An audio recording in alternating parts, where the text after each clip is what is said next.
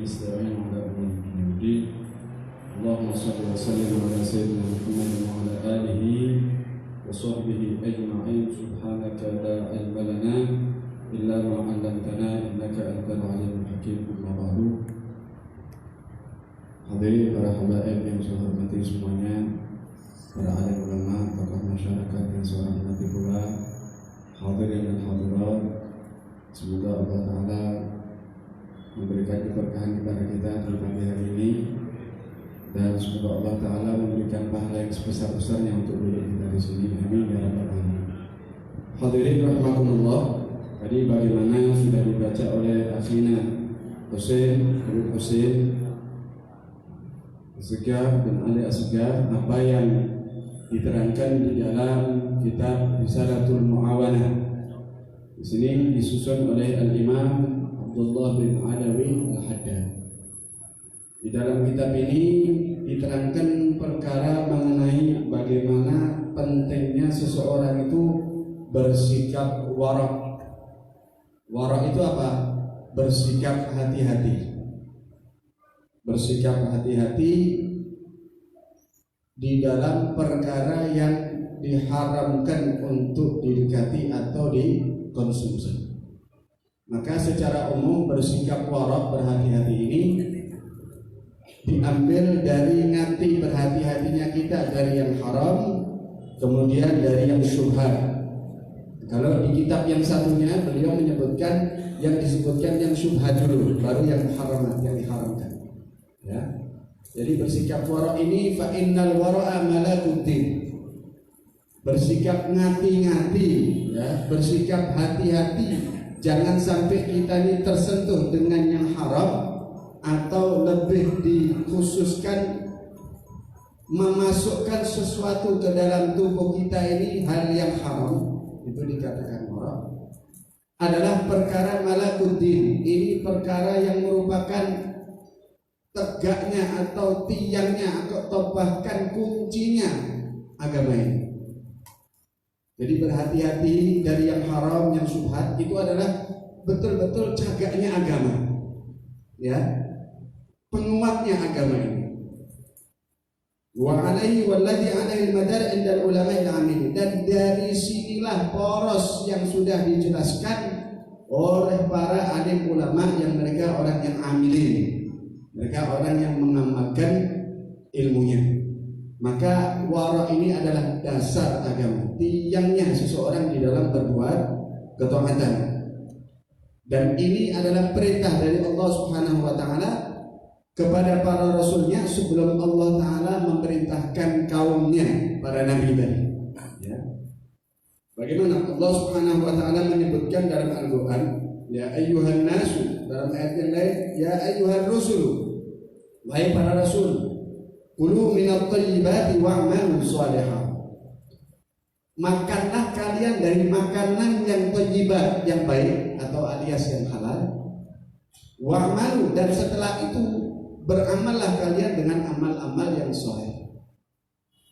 Dalam ayat yang lain Allah Ta'ala menyebutkan, ya ayyuhan nasu, wahai manusia semuanya, kulu mimma fil ardi, makanlah daripada makanan yang ada di muka bumi ini, halalan thayyibah, yang halal dan yang baik.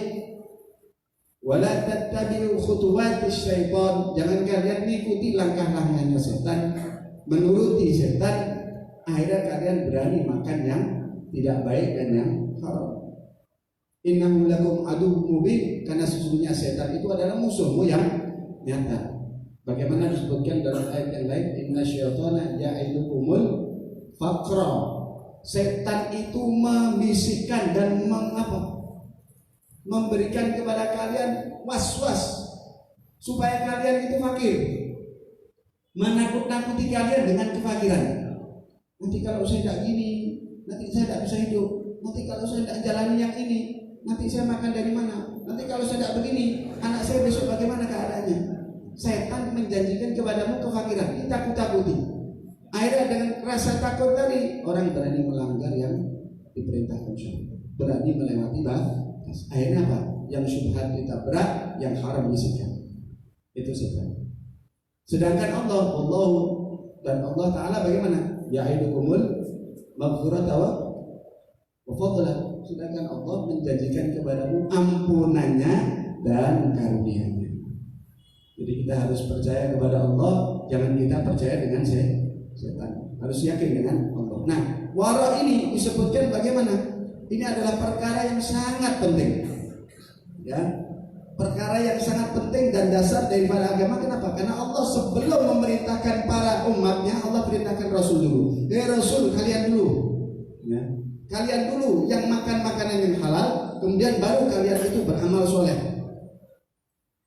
Berarti di sini mencari rezeki yang halal itu perkara yang wajib. Bahkan disebutkan dalam hadis Nabi bagaimana? Thalabul halali fardhatun ba'da fardhah. Mencari sesuatu yang halal itu hukumnya fardhah, fardu setelah fardu yang 5 waktu. Kewajiban setelah kewajiban yang 5 waktu. Bahkan Nabi mengatakan inilah wara, berhati-hati. Khairu dinikum al-wara. Sebaik-baik cara kalian dalam beragama adalah kalian bersikap wara, hati-hati. Itu cara yang paling baik di dalam seseorang itu beragama. Bahkan Nabi SAW beliau mengatakan kepada sahabatnya, ya Aba Hurairah, sahabatku Abi Hurairah, kun wari'an takun a'badan nas. Kata Nabi kepada sahabat Abu Hurairah, wahai sahabatku Abu Hurairah, jadilah engkau orang yang warok, yang hati-hati. Jangan gampang-gampang mendekati syubhat apalagi yang haram. Karena dengan caramu seperti itu, engkau akan menjadi a'badan nas, orang yang paling ahli ibadah di antara manusia. Jadi ibadah itu tidak hanya gambaran sempit bahwa ibadah itu sholat, puasa, zakat, umrah, haji, sedekah. Bukan itu. Tapi ibadah memiliki makna yang luas. Nabi mengatakan kau ngati-ngati warok itu ibadahnya ibadah, mengalahkan ibadah yang lainnya. Ya, orang bersikap warok itu luar biasa. Nah, di sini diterangkan oleh beliau bagaimana? Innallaha thayyibun. Nabi bersabda, Allah Taala itu bersih. Ya. La yaqbalu illa thayyiban. Allah tidak akan menerima sesuatu yang tidak bersih. Yang diterima oleh Allah cuma yang bersih, sholatnya yang bersih, zakatnya yang bersih, makanannya yang bersih, segala macam ketaatan itu yang diterima oleh Allah Taala yang bersih. Kemudian masuk di sini kepada pembahasan bagaimana tentang langsung masuk mengenai perkara yang syubhat dan haram. Karena secara umum gambaran hati-hati itu disimbolkan dengan makanan yang haram. Warok itu menjaga diri dari yang haram disimbolkan dengan makanan. Karena asas tegaknya ibadah itu dari makanan. Ya. Di sini beliau mengatakan Rasulullah bersabda, "Kullu lahmin nabata min suhtin naru aula bih." Setiap darah daging yang tumbuh dari makanan yang haram, maka darah daging itu tadi lebih layak untuk masuk neraka daripada masuk surga. Kenapa seperti itu?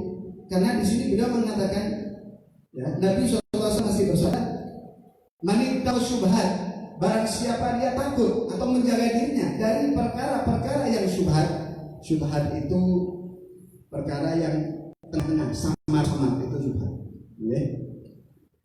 Kata Nabi, "Faqad istabra'a lidinihi wa 'irdihi." Berarti orang tadi sudah betul-betul membebaskan dirinya dan agamanya. Dia sudah menjaga dirinya dan sudah menjaga agama, sudah membebaskan. Wa man waqa'a fi syubhati waqa'a fil haram. Maka orang yang tidak mau menjaga dirinya dari perkara yang syubhat, tidak ngati-ngati dari perkara yang samar-samar, maka dia tidak lama akan jatuh kepada perkara yang diharamkan.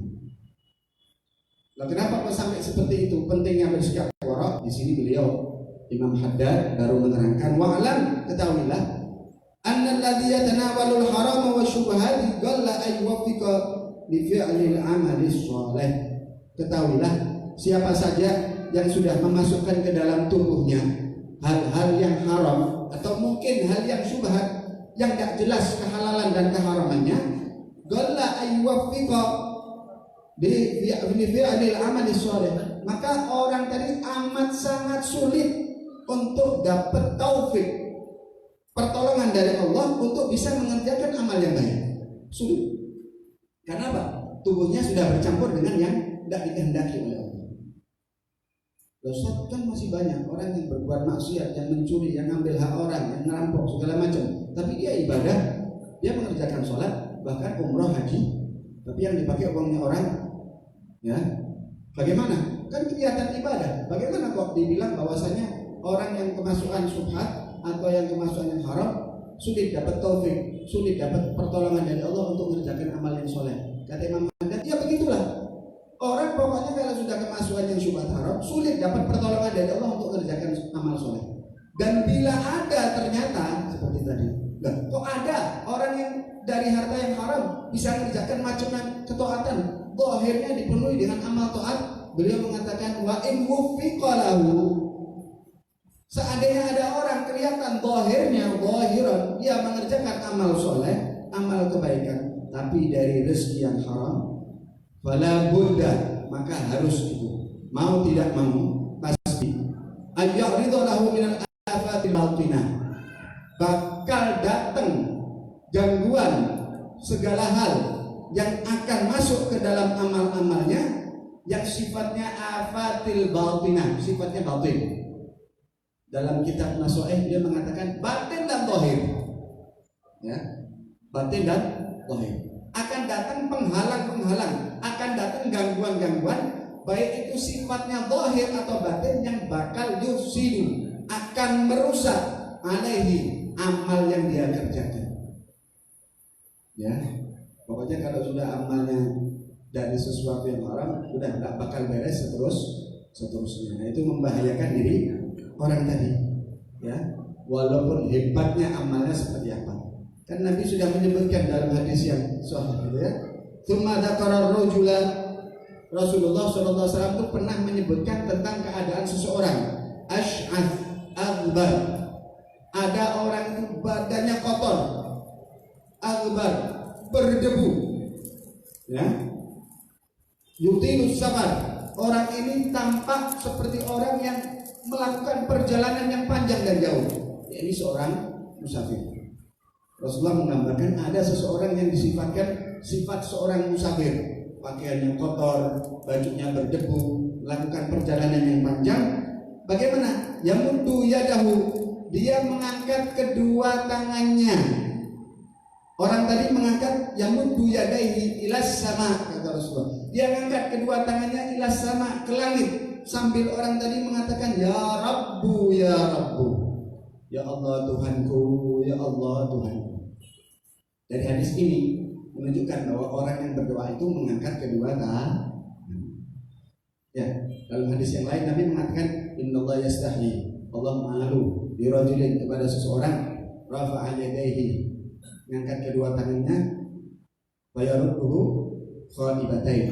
Allah Ta'ala malu kalau lihat ada hamba mengangkat kedua tangannya kemudian lepas tangannya diturunkan, khaibatain, kosong, tak bawa apa-apa dari Allah. Di sini menunjukkan bahwa orang doa itu ngangkat tangan. Kalau ada bilang doa dan angkat tangan, berarti belum belajar hadis. Bahkan dalam riwayat Nabi SAW ketika berdoa itu pernah sampai Nabi berdoa, sahabat melihat putihnya ketiaknya Nabi, saking tingginya itu tangannya Nabi diangkatnya. Jadi kalau orang berdoa itu angkat tangan, menunjukkan kesungguhan. Ustaz, Allah kan tidak di mana-mana, kok ngangkat tangan? Ulama menyebutkan as-sama qiblatud du'a. Langit itu kiblatnya doa. Jadi kalau kita berdoa hadapkan ke arah kiblatnya mana itu? Langit. Angkat tangannya. Itu cara orang berdoa. Nabi mengatakan ada seorang musafir kotor berpeluh, dia angkat tangannya. Dia mengatakan ya Rabbu, wahai Tuhanku, wahai Tuhanku. Dalam riwayat yang lain Nabi menyebutkan ada 3 manusia yang kalau berdoa paling mustajab doanya. Siapa di antaranya? Seorang musafir. Nabi menyebutkan doa musafir itu doa yang mustajab, melebihi cepatnya doanya orang yang bukan musafir. Ya, berarti menunjukkan orang musafir itu kalau doa hebat, doanya kabul, doanya didengar oleh Allah, tidak pernah ditolak. Nah, di sini Nabi menggambarkan ada seorang musafir kotor, berdebu, dia angkat tangannya, ya Rabbu, ya Rabbu, wahai Tuhanku, Tuhanku. Tapi wa mat'amuhu haramun, yang dijadikan makanannya haram. Wa mashrabuhu haramun, yang dijadikan minumannya haram. Wa malbasuhu haramun, yang dijadikan pakaian yang dia pakai haram. Wa ghudhiya bil harami, dan yang dimasukkan ke dalam perutnya adalah haram. Kata Nabi, fa anna yustajabu lidzalik, lantas bagaimana orang yang keadaannya seperti ini doanya akan diijabahi oleh Allah? Mustahil. Nah, kalau orang yang dikatakan mustajabud dakwah, seorang musafir yang doanya itu mustajab, kalau sudah pakaiannya, makanan, minuman dan yang dimasukkan itu haram, kata Nabi, bagaimana ini doanya orang yang seperti ini akan diterima oleh Allah? Bagaimana akan diijabahi? Lantas bagaimana kita atau orang yang lain? Jadi bagaimana? Di sini luar biasa. Nabi menyebutkan dalam hadis yang lain, la yadkhulul jannata lahmun nabata min suhtin, lahmun nabata min suhtin. Tidak bakal masuk surga tubuh yang di situ bercampur dari perkara yang haram. Nah, terus bagaimana? Itu resikonya. Ya. Dimasukkan neraka dulu baru dimasukin surga kalau itu umat Islam. Mudah-mudahan Allah selamatkan kita. Bahkan dalam riwayat yang lain, saking pentingnya kita ngati-ngati dari yang haram, Nabi mengatakan dalam hadisnya, la anta ju'ala fi fika turaban khairun laka min an taj'ala fihi ta'aman haraman. Kata Rasulullah, bila seandainya engkau memasukkan ke dalam mulutmu itu turaban, tanah, bila engkau memasukkan ke dalam perutmu, ke dalam fika, mulutmu itu tanah, maka hal itu khairun laka, jauh masih lebih baik daripada engkau taj'ala fihi haraman, ta'aman haram, daripada engkau masukkan ke dalam perutmu, ke dalam mulutmu makanan yang haram. Lebih baik kau makan tanah, itu lebih baik efeknya, lebih baik, lebih kecil minimal dampak jeleknya daripada dampak jeleknya kau masukkan makanan yang haram ke dalam mulutmu. Di sini bukan berarti perintah Rasulullah suruh makan tanah, bukan. Ya, bukan perintah suruh makan tanah, tapi kondisi keadaan orang yang ini kan sama-sama tidak baik. Orang makan tanah bisa bahaya, tapi orang yang makan haram bisa lebih bahaya. Kata Rasulullah, keadaan orang yang makan tanah itu masih lebih baik daripada orang yang makan haram. Begitu maksud Nabi Sallallahu Alaihi Wasallam. Nah, bagaimana kita? Ya, kita disuruh dengan karena wara ini dasarnya agak ibadah itu pertama dari apa? Dari yang halal dulu. Itu ibadah. Ya, mencari yang halal itu ibadah yang pertama. Makan makanan yang halal itu perkara yang penting. Ya, jangan sampai kita kesentuh, usaha kita jangan sampai kesentuh yang haram.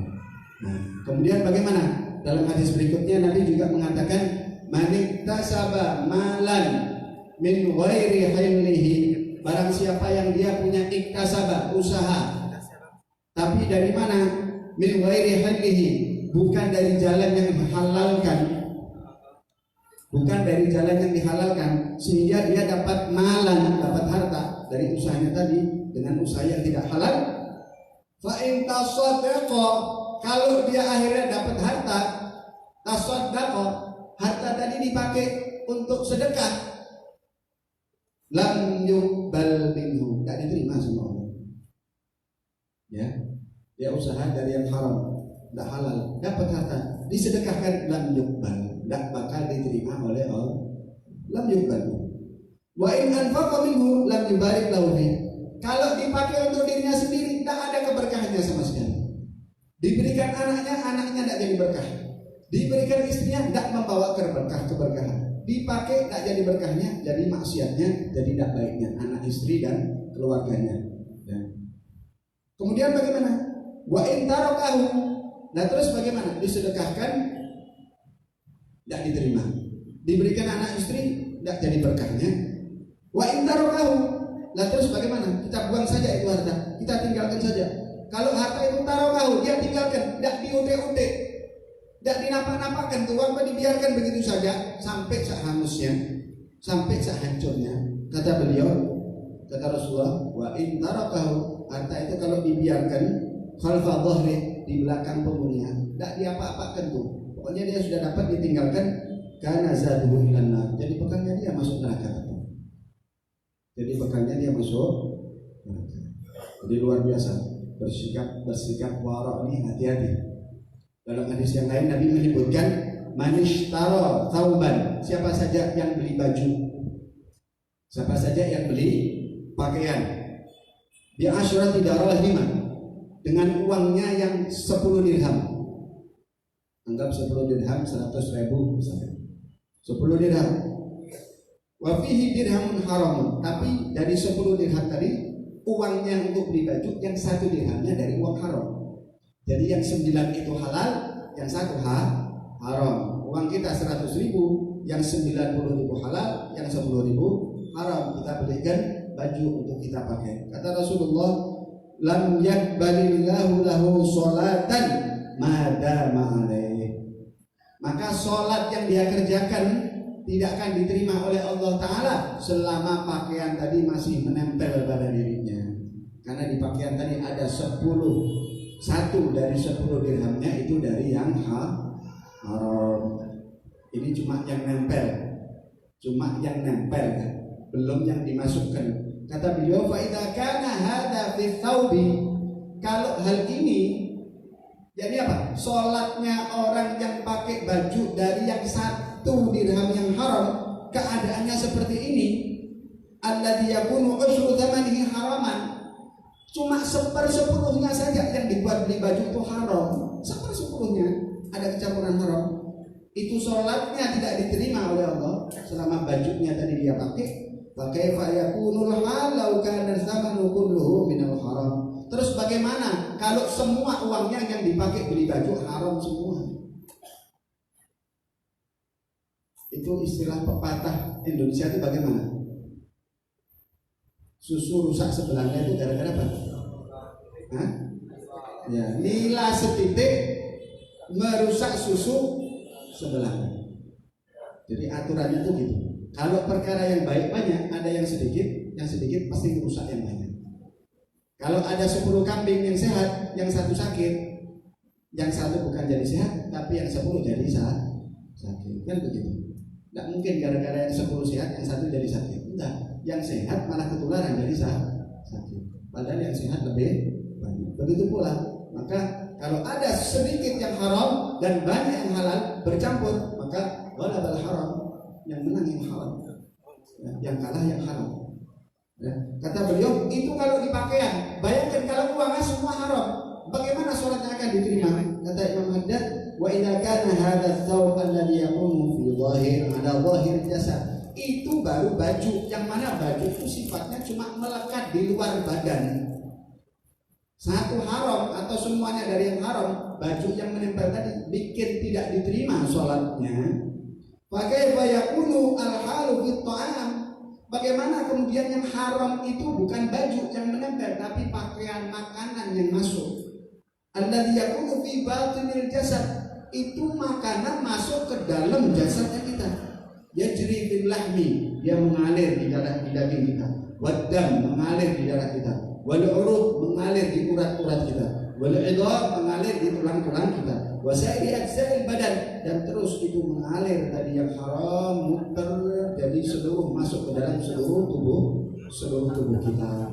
Kata amalu dzalika jiddan, kata beliau coba kau renungkan baik-baik. Wa aminu fihi nadhar, kaulah jadi orang yang tajam-tajam memandang hal ini, jadi orang yang jeli memperhatikan hal ini. Wattaqullaha wahdaru, hati-hatilah kalian sebaik-baiknya. Jadi bagaimana dikatakan di sini, beliau Sayyidina Abdullah bin Abbas mengatakan, Sayyidina Abdullah bin Umar ya, seseorang lau shallaitum, kata Sayyidina Abdullah bin Umar radhiyallahu ta'ala anhu, lau shallaitum, seandainya kau itu mengerjakan sholat, ya ini sholat setelah sholat yang fardu, ini sholat sunnah, kau perbanyak kau mengerjakan sholat sunnah, hatta takunu kal hanaya, sampai tubuhmu itu seperti hanaya. Hanaya ini ulama mengatakan wal kus itu apa? Melengkung seperti apa? Seperti panah, busur panah. Hanaya melengkung, saking lamanya berdiri sampai tak kuat, sampai melengkung badannya. Begitu banyak sholat yang dilakukan, berapa ribu rakaat. Wasumtum hatta takunu kal autar, dan seandainya engkau itu puasa, tiap hari puasa Daud, semua puasa dia kerjakan, hatta takunu kal autar, sampai kalian itu jadi apa? Sampai jadi autar. Autar itu apa? Talinya, saking geringnya. Gering itu bahasa Solo apa juga? sama ya. Saking kurusnya, sampai tinggal balung sama kulit. Ya, saking hebatnya orang tadi puasanya dan banyaknya. Beliau mengatakan, lam yutaqabbal dzalika minkum. Maka sekali-kali yang sudah dilakukan itu semuanya tidak akan diterima oleh Allah Ta'ala illa biwarqin hadis, kecuali kau bersikap warok yang benar-benar, kecuali bersikap warok. Kayak dulu ada sahabat, ada seorang yang datang kepada, kalau tidak salah lupa saya, Fudail bin Iyad atau siapa itu, datang bertanya, ya Syekh, saya mau tanya ini tentang fadilahnya orang yang sholat di shaf awal bagaimana?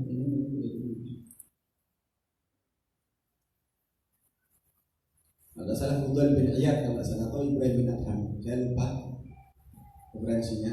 Datang kepada beliau, kemudian bertanya, wahai Syekh, tolong beritahukan kepada saya fadilahnya orang yang sholat di shaf awal itu apa? Saya kepingin semangat jadi. Kalau dibilangin, jadi saya sholatnya selalu di shaf awal, jadi dapat fadilah yang besar. Tentunya kita tahu kata Rasulullah, kalau orang tahu pahalanya orang yang sholat di shaf awal, kalau perlu dia merangkak pakai lututnya untuk sampai ke masjid bisa sholat di shaf awal. Dan kalau perlu diundi supaya dapat giliran semuanya jatah untuk sholat di shaf awal. Maka si ulama ini tidak jawab dengan jawaban Nabi. Beliau cuma mengatakan begini, makanlah dari yang halal. Kamu tidak usah tanya fadilahnya apa, kamu makan dari yang halal. Makan yang halal, kemudian sholatlah engkau di shaf manapun kau berada. Makanlah engkau yang halal, kemudian sholatlah di shaf manapun kau berada. Karena orang yang makan makanan halal, sholatnya diterima. Kalau sholat diterima, satu amal yang diterima tidak ada yang kecil dan sedikit di sisi Allah. Kalau satu amal kita ini diterima, tidak ada yang kecil. Bahkan di antara mereka ada yang mengatakan, seandainya kalian tahu ada satu sholat saya yang diterima pasti oleh Allah Ta'ala, saya akan jamu satu kota, saking gembiranya saya bahwa amal saya diterima oleh Allah. Satu sholat saya, ada yang bisa ngasih kabar, hei bulan bin bulan, Allah menerima sholat subuhmu. Kalau tahu itu, saya akan buat jamuan satu kota, saking gembiranya saya, satu amal saya diterima oleh Allah. Jadi tidak ada amal yang diperhatikan yang diterima oleh Allah Ta'ala kecil itu tidak ada. Satu diterima, kita selamat masuk surga. Maka Sayyidina Ali mengatakan bagaimana? Kami adalah kaum yang lebih memperhatikan perkara-perkara yang menjadi diterimanya amal kami ketimbang kami memperhatikan banyak-banyaknya amal yang harus kami kerjakan. Ya. Orang itu perhatikan yang penting dulu. Apa yang lebih penting? Bagaimana amal kita ini diterima? Bukan banyaknya dulu, bukan banyaknya, tapi bisa diterima tidak sama Allah? Karena kalau diterima bakal jadi banyak. Namun kalau ditolak oleh Allah, mau banyaknya amal kita tidak ada gunanya. Tadi bagaimana dikatakan? Sampai kering tubuh kita, sampai kering terus. Kalau tidak karena warok mati-mati, tidak ada gunanya, tidak ada diterima. Dan doa yang mustajab adalah doa yang keluar dari lisan dan tubuh orang yang makanannya halal.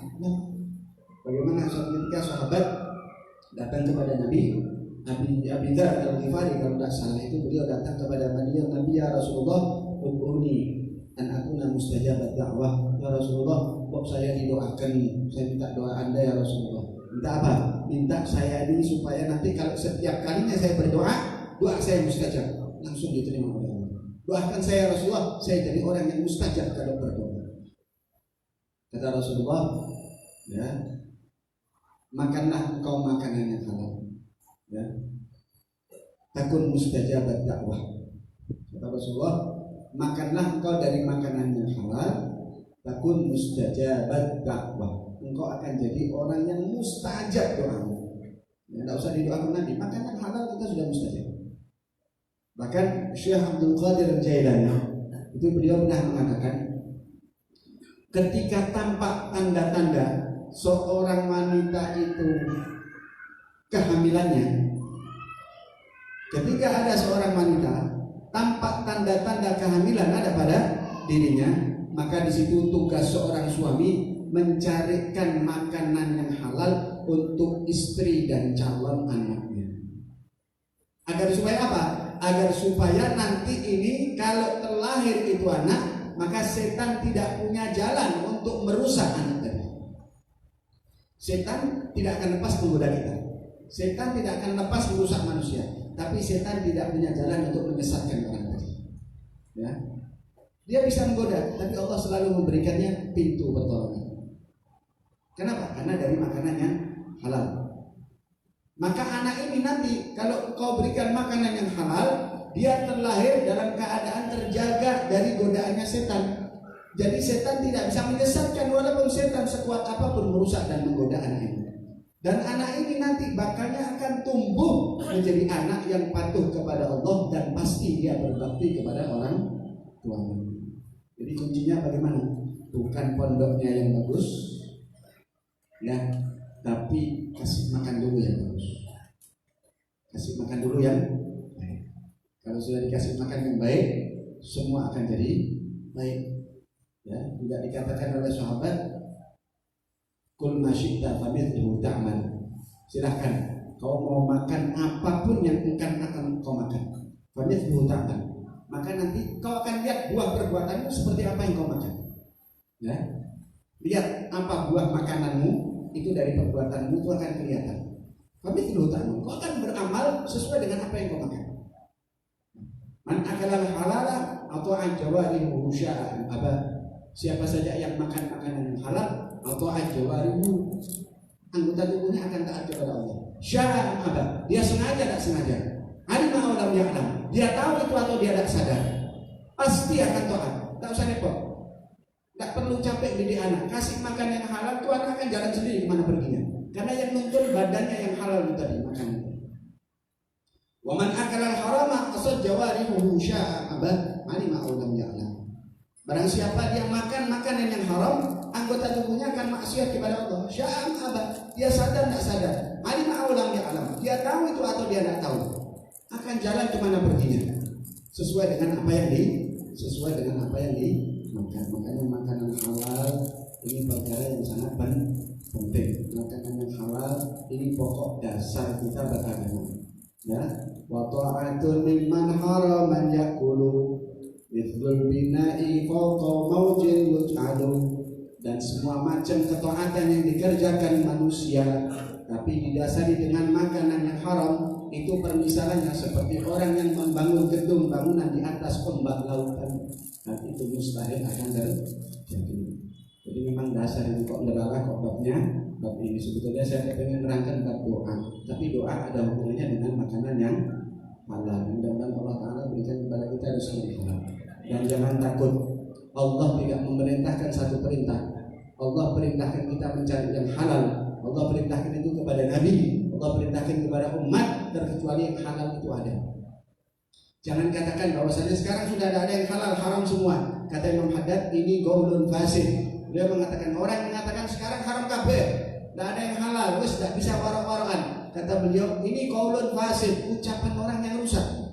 Karena menganggap bahwa Allah tidak memberikan rezeki yang halal kepada hambanya.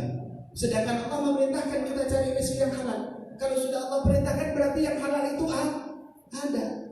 Dan ulama mengatakan jangan kau katakan bahwa yang haram sekarang lebih banyak dari yang halal. Yang haram dan yang halal sama banyaknya. Al halalu bayyinun wal haramu bayyinun. Yang halal itu jelas nyata ada dan yang haram nyata jelas adanya. Jadi zaman sekarang walaupun ini kita berada di zaman yang kemungkaran nampak lebih daripada kebenaran, tetap yang halal itu ada dan yang haram tetap ada. Tinggal bagaimana pandai-pandai dan baik-baiknya kita mencarinya. Masih waktu ada sedikit satu cerita terakhir ya. Sedikit lagi. Dulu ceritanya sahabat Ali bin Abi Thalib radhiyallahu ta'ala anhu. Satu ketika beliau sedang berjalan menuju ke masjid, dan saat itu Sayyidina Ali membawa tali kekang unta. Dia punya tali kekang unta. Itu beliau bawa, kemudian beliau mau masuk ke masjid. Ketika beliau mau masuk ke masjid, karena beliau bawa tali kekang unta, beliau takut kalau tali ini jangan-jangan ada najisnya, ya, yang menempel najis kering. Maka beliau melihat orang yang ada di pinggir masjid untuk dititipi. Ternyata di situ ada seseorang pemuda fulan. Ini saya titip tali kekang saya, ini tali kekang unta. Tolong titip, pegangkan sebentar, saya akan sholat. Kata pemuda itu, saya terima, dipegang. Kemudian saya Ali masuk ke masjid, dia sholat. Selesai beliau sholat, kemudian beliau keluar, dicari pemuda ini tidak ada. Oh, waduh, kreatif ini. Hilang tadi saya ini, dikondol semua orang itu. Saya nanya, tidak saya butuh, saya harus cari lagi. Berangkat beliau ke pasar. Tidak jadi pulang, beliau ke pasar. Masuk ke pasar, dilihat tadi rekan unta mana yang jual. Ternyata ketika dia sampai di salah satu pedagang, dilihat di situ ada tali yang mirip seperti punyanya yang hilang. Ini punya saya hilang. Ini terang dijual sama orang ini. Dijual seperti ini. Maka saya nanya, Pak, ini tali kekang punya siapa? Dia punya saya. Dari mana kau dapat? Barusan ada pemuda yang jual kepada saya. Maka saya jual di sini. Berapa kau jual kepada dia? 4 dirham. Oh, begini Pak. Itu sebetulnya punya saya. Itu tadi itu saya tanda itu punya saya. Si pemuda tadi saya titipi karena saya mau sholat. Ternyata dia bawa kabur itu. Apa? Hari itu. Gini Pak, tak dijoni tak ganteng. Uang Anda berapa tadi? 4 dirham. Ya sudah ini saya. 4 dirham. Ya sudah bawa saya bawa itu tadi. Pulang saya hari sambil saya hari mengatakan orang itu ya. Namanya manusia, coba nggak sabar ya. Sebetulnya tadi ketika saya sholat, selesai sholat, ini uang 4 dirham ini mau saya kasihkan dia, halal atau thayyiban. Nggak sabar ya, nunggu 4 dirham yang halal. Ini yang halal ada nggak? Mestinya dia dapat, saya pengen kasih ke dia ini, mau saya berikan terima kasih saya. Dia nggak sabar, dia jual ke orang 4 dirham, foto, dia dapatnya pilih yang haram daripada yang halal. Jadi tetap yang halal ada, yang haram ada. Bagaimana kita pandai-pandai mencari, bagaimana kita pandai-pandai menjaga diri kita, dan kita selalu berdoa minta kepada Allah, al-ghina bi halalika an wa bi ta'atika an ma'syadik wa fadlika amman. Semoga Allah berikan kepada kami, kayakan kami, cukupkan kami dari yang halalmu dengan rezeki yang halal daripada yang haram, dan cukupkan kami dengan taat kepadamu, dan cukupkan kami mendapatkan karunia-Mu daripada berharap kepada manusia. Mudah-mudahan Allah Ta'ala berkahi pagi menjelang siang ini, karena waktunya sudah cukup ini di masjid dan sebentar lagi sudah ber, tidak perlu ada tanya jawab karena waktunya mepet. Nanti kalau ada tanya sesi jawab biar sama guru kita, kepada guru kita Habib Alwi ya. Insya Allah beliau yang lebih gamblang jelas menjelaskan. Paling tidak kita dapat satu faedah dari beliau agar supaya kita jadi orang yang bersikap hati-hati. Mudah-mudahan Allah Ta'ala jaga diri kita, anak istri, keluarga kita, dijaga mereka selalu. Allah Ta'ala curahkan kepada kita rezeki yang halal, dari zahir dan batin rezeki yang halal. Allah Ta'ala jauhkan dari diri kita yang syubhat dan yang haram. Jadikan diri kita, anak istri, keluarga kita orang-orang yang patuh tunduk kepada Allah, mengerjakan semua perintahnya dan semua amalnya diterima oleh Allah Ta'ala. Semoga Allah Ta'ala jadikan kita masuk ke tahun baru ini keadaan kita lebih baik dari yang sebelumnya. Dosa-dosa kekurangan kita yang kita kerjakan di tahun kemarin, semoga Allah Ta'ala mengampuni dan maafkan semua. Dan ada amal yang baik bila kita kerjakan di tahun kemarin, baik yang kecil sampai yang besar, Allah Ta'ala terima semuanya, amin ya rabbal alamin. Dan semoga Allah Ta'ala tolong kita masuk tahun baru ini daripada menghadapi tahun baru ini dari fitnahnya zaman, dari kerusakan moral, dari perkara yang dibenci oleh Allah Ta'ala dan Rasulnya. Dan semoga Allah Ta'ala kuatkan iman Islam diri kita, dikuatkan keyakinan kita, dikuatkan akidah kita, dikuatkan keilmuan kita, dijadikan kita orang yang setiap hari bertambah keyakinan dan ilmunya, bertambah baiknya. Dan mudah-mudahan Allah Ta'ala menjadikan saudara kita yang pulang dari negeri tanah suci, jadikan semua ibadahnya ibadah yang mabrur, hajinya haji yang mabrur. Dan semoga kita juga setelah ini bisa menyusul berangkat ke tanah suci. Dan semoga Allah Subhanahu Wa Ta'ala panjangkan usia kita dalam ketaatan, diliputi dengan kesehatan dan kesejahteraan, sampai nantinya telah Allah Ta'ala tutup usia kita dalam keadaan husnul khatimah. Amin amin ya rabbal alamin. Wassallallahu ala sayyidina Muhammadin wa ala alihi wa sahbihi wasallam. Walhamdulillahirabbil alamin. Mohon maaf atas keterlambatan saya. Wassalamualaikum warahmatullahi wabarakatuh.